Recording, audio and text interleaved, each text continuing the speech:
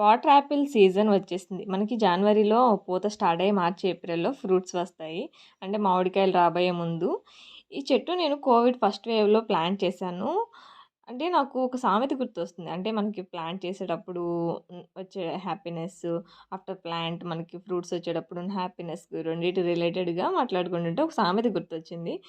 కొడుకు పుట్టగానే తండ్రికి నిజమైన సంతోషం కలగదు. ఎప్పుడైతే ఆ కొడుకు మంచి పనులు చేసి ప్రయోజకుడై 10 మందికి ఉపయోగపడే పనులు చేస్తాడో అప్పుడు ఆ తండ్రికి నిజమైన ఆనందం కలుగుతుంది అని సామెత అంటుంటారు కదా!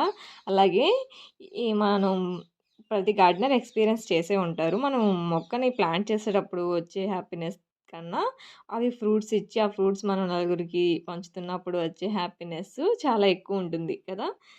దీన్ని మనం రోజ్ యాపిల్, వాటర్ యాపిల్ అని కూడా ఇంకా గులాబ్ జామ్ అని కొన్ని కొన్ని ఏరియాస్‌లో ఒక్కొక్క నేమ్ ఉంటుందనమాట.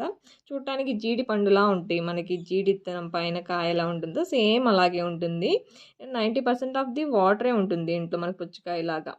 బయటికి ఎప్పుడన్నా ఎండలో వెళ్ళేటప్పుడు మనం తీసుకెళ్ళి వాటర్ తాగాల్సిన టైంలో ఇవి తింటే సరిపోతుందనమాట. ఫ్యాట్ ఫ్రీ, విటమిన్ సి ఉంటుంది, రిచ్ యాంటీ ఆక్సిడెంట్స్ ఉంటాయి. అది mostly for the diabetic patients అనమాట. ఎవరైతే షుగర్ పేషెంట్స్ ఉంటారో వాళ్ళకి షుగర్ ఇమ్మీడియేట్‌గా కంట్రోల్ అవుతుంది ఫ్రూట్ తింటే.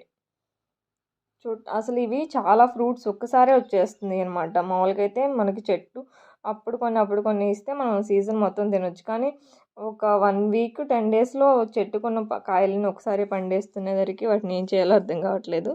చాలా వరకు మేము కోసేసి మా చుట్టూ ఉన్న వాళ్ళకి పంచేస్తున్నాము. మీకు కూడా ఈ ఫ్రూట్స్ కావాలంటే మా ఇంటికొచ్చి కలెక్ట్ చేసుకోండి. For more videos please follow our channel. Thank you.